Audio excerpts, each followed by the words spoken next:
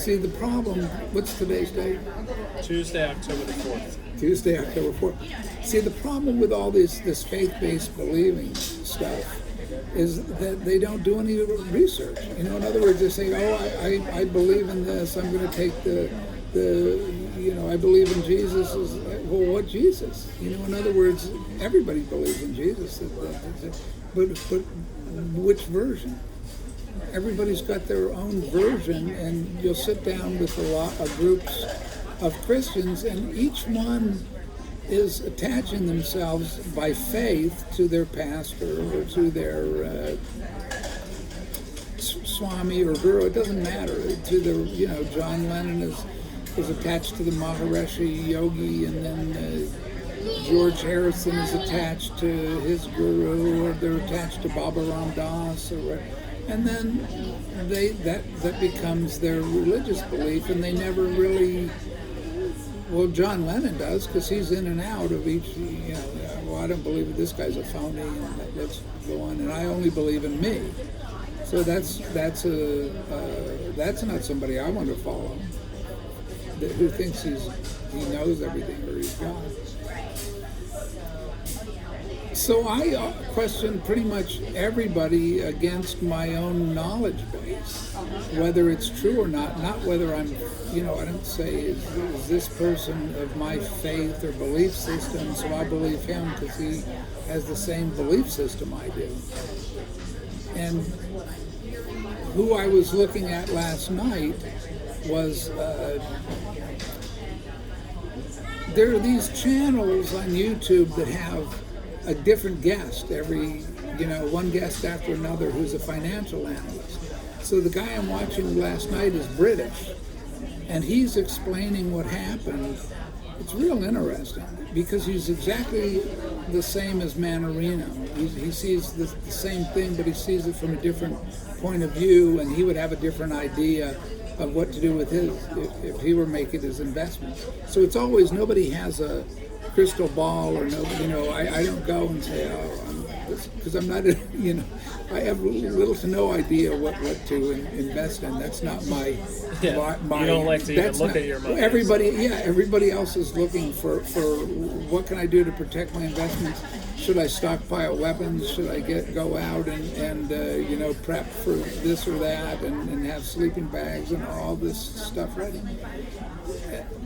The guy who's giving the interview is, he's younger. See, what I'll notice is the difference between an older investor, Jeremy Grantham, if you know these guys, or Warren Buffett, or Peter Schiff, guys that called the 08 crash or whatever. It's a whole different economy. They're used to a different model. So these younger guys are more familiar with the products out there, the cryptocurrencies or the online businesses or what have you. But he explained what happened with the Bank of England, right, last week, is they were collapsing. The bank itself was collapsing. The entire Bank of England was going down when they said they were not going to do any more quantitative easing. In other words, that's what Manarino was on about when he said that the Bank of England capitulated. He's going through the roof because he's, and I understand it 90% or 80% of what he's saying. But then this guy gave the full explanation, which is that the Bank of England was going under, so they had to start buying debt. They had to prop up their own currency, so they come back in and start buying up their own investment in their own currency. Nobody else is going to buy it. So so what are they buying with? Nothing. Thin air. They're just printing their own money. The Fed is the one who's driving all this because they have the U.S. dollar is the reserve currency. What they're doing is destroying all these other currencies. So the Bank of England was trying to pull out, but they can't. So they come back in. And the first thing is it's driving their currency up, and then the currency crashes back down as soon as they buy up their own currency and debt. It blew my mind to hear that the whole Bank of England is in the '08 crisis. Lehman Brothers went bankrupt. They're out.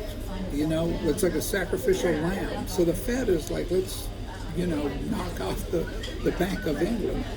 They're knocking off Germany. They're knocking off. It's this kind of, monopoly capitalism that's gone amok. And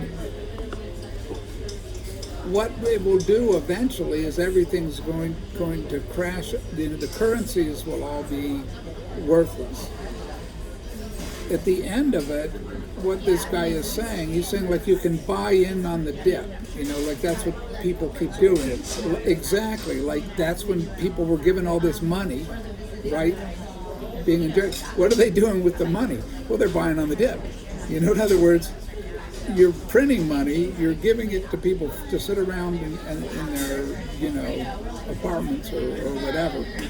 And instead of being a Uber driver or whatever they were doing, I'm using some specific to clarify it. And months on end. And there is this underlying fiction that's being sustained by printing money and distributing it in the debt. So eventually it'll completely collapse the value of the currency. The only solution, if there ever would be one, is to balance the budget and then pay down the debt. But we don't have a history of that. So this is the interesting. Like he's going through the whole scenario, and he's going like, where are you investing? What are you investing in? And it's the end of the hour interview, and says, oh, by the way, I just want to say all my money is in dollars, is in U.S. dollars. Because you wait till it crashes, like you go to the W, and you're at your bottom of the W, then you buy back in with your dollar. Because you're counting on inflation, it's running away, but you'll be able to get before it's out of value, you'll be getting the value stocks, and then you'll be getting your dividends. So that's when you want to buy, is when things are you have to know nobody knows. Yeah, if you're trying to time the bottom, which is what everybody's trying to do, and keep, like my friend in cryptocurrencies, he's got all these, he doesn't know what a cryptocurrency is, so he's paying for that information of an expert on cryptocurrency. Why would you be trusting? Why do people get this? Oh, because they show that this is my track record. I've always, about people make. Well, they probably make up that track record, right? I mean, some of them do, sure. I'd say, this is America. It's like, why? I used to trust people. I've flipped to the exact opposite of who I used to be, which was, I just take whatever somebody tells me. I believe they're telling me the truth. Now I say, this guy's lying through his teeth. So it's better to start out, as far as I'm concerned, at this point. It's safer. It's safer, but I understand when I'm listening to an analyst like a Manarino, I can understand a guy who's telling the truth, and the reason I know he's telling the truth is he says, what the hell do I know? In other words, this is what I'm doing because this is my reasoning, but it could, do what you want to do. I'm not selling dollar bills, but everybody I'm hearing is well aware that there's going to be a crash. I've been well aware of that for a long time. I'd be one of the people saying it's going to crash, but they can stave it off. They can keep, because I'm going, it's got to crash or it's going to go into insanity. If we just keep avoiding the reality of the price to earnings ratio that you're investing in a company in a million years. And so you see right now that Amazon, these stocks, Ford is 50% down year to date. These are the real facts. And I'm watching these little independent people pick up little pieces of information. This is in Kentucky, right? Did I tell you this? No, I haven't heard anything about Kentucky. Okay, the Ford trucks, they've got like 50, 60,000 of them are on the lot because they can't get parts. So there's an inevitability to manufacturing in America going down the tubes. And that's the other reason when I'm listening to this online pitch is that everybody's going to be an entrepreneur. If they're going to survive, they've got to have something to sell. And we have something to sell, so that's an advantage that other people don't have. There are very few people that make anything themselves. Yeah. They buy things. What has America always been? It's been the consumers. It's where everybody ships their goods. Once Was Americans, manufacturing in the 40s or the 50s or something? what's that? We were more manufacturing. Oh yeah, we were the world's supplier of goods right up until we turned it over to the Japanese. You know, in other words, we had all the best. Oh no, that was like the 60s. This, early on, we just started making crap stuff because, there's a book called The Reckoning by David Halberstam. It's the CEOs were chinsing out on everything because you could boost your profit by using cheaper materials, and so the Japanese were making, were doing what any sensible company would be doing. It's just like our friend said, people make cheapo products. Yeah, you can sell them once, and then nobody else wants them again. So what I'm looking at is having products with high quality artwork on them, whether they're T-shirts or books or anything else, as being, if there's a Great Depression, which is what I see coming, it's the only skill that I have is in making art and making high quality art. And these people buying stuff for investment reasons are going to get skinned alive. In other words, your Picassos and your Hearsts and all this, multiple millions of Salvador Dali prints, they're worth dick. I mean, they're to be blunt. It's like, and that's what this guy said, which was so interesting. Richard Fuld was the CEO of Lehman Brothers. When they went bankrupt, he went bankrupt. What was he selling? Where was all his money? It was in Rothkos and Picassos, and you flood the market with those. You're not going to have, nobody's going to be paying any 70 because. It's going, gone. It's going down. All these, when it's going up, buy, because it's a pyramid scheme. The people at the top are making millions. The people buying into this stuff when it's, when everybody else has a Damien. I don't care if it's a Keith Haring or it's like the market on Damien Hirst blew out in I don't know years, but his last show they flooded the market with him. He had shows all over, and Gagosian has galleries in every big city in the East and West, Tokyo and London, and it's all these dot paintings. I don't know, they're dot paintings, and he has people paint them for him. It's arbitrary, gives them a grid, and they go out. There's no word of how many sold, and that's the last you heard of Damien Hirst. When has there been a Damien Hirst show or anything else? So I know that killed the market in Hearst. The only reason he was catapulted is they had auction. They rigged the auctions. So they'd have secret buyers buy us, just like Britain buying the pound, buying their own sovereign debt.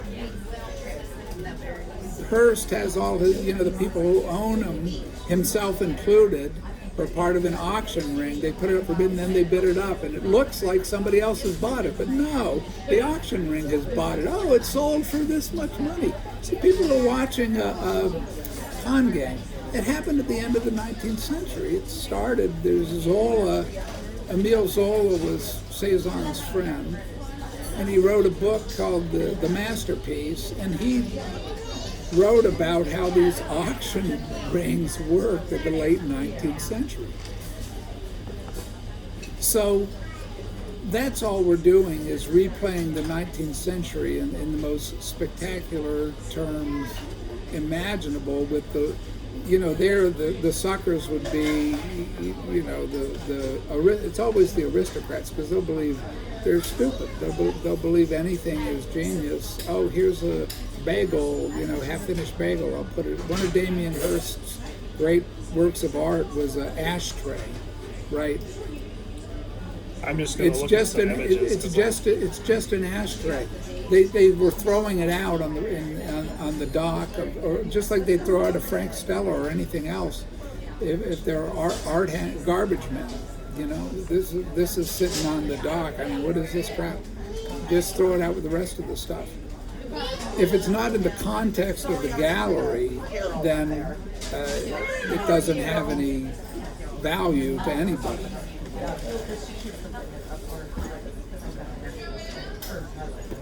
So we're in for really interesting times, because so much of the value of people's holdings is in these art stocks. That's become a commodity.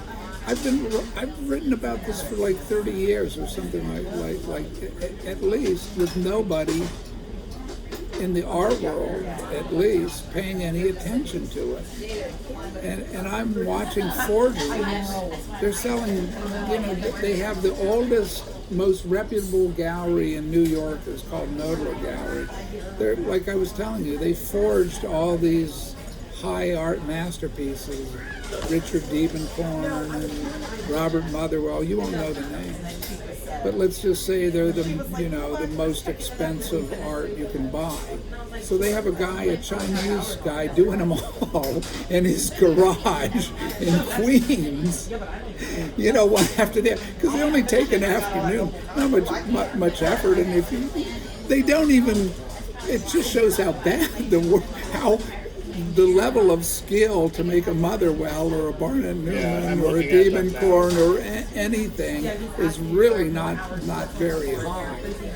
Believe me. I tend to gather that I could make it. Oh, you could have been his assistant. You just roll it out on a roller to do it. Maybe have somebody sand it down so it doesn't show the roller the imprint. But they were selling them by, to the people that, in other words, the people buying this stuff don't even know what art looks like or what a real Motherwell looks like, because it just looks like anybody else. I saw Motherwell making a painting. He has a big black brush and he's painting bulls' gonads. There you go. Yeah. But see, you have to know the theory behind it, because Motherwell spoke French, and he was a critic and a distinguished poet and all this stuff. But leave it to the French, right? If you can speak French, you're automatically, an incredibly highly cultured person. And you read Marcel Proust and you read Rimbaud.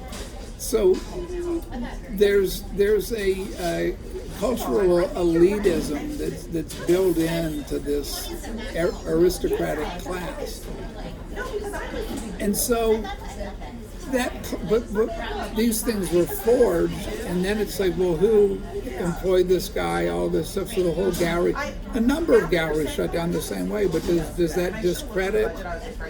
No, because you have the truth. That's the faith-based belief system that I'm talking about. You could believe in Jesus, or you can believe in Buddha, or you can believe in Jackson Pollock. I mean, all these things are based on if everybody else is believing in it. But then you go, well, what do you believe in? Why do you why do you think Andy Warhol's so great? Why do you think? Why do you think that's great? Like I say to a old art friend of mine, he says, I say, what's so great about Warhol? It's a silkscreen of Elvis, or a silkscreen, and there's multiple thousands of them, or silkscreens of S&H green stamps and silk screens of Elsie the cow, and a whole wall of them in a couple colors. And I say, why do you think that's it? Well, he's a cultural icon. Well, he's a pop icon. Well, so is Colonel Sanders. Is he a great artist? What? Oh, you must have read that in an art history book. Well, he did. Like I say, you were taught it as a kind of theology. So art becomes a theology, just as Christianity or Buddhism or Hare Krishnaism. And I don't believe in any of that stuff. So I'm at 20 minutes. So that's like good. one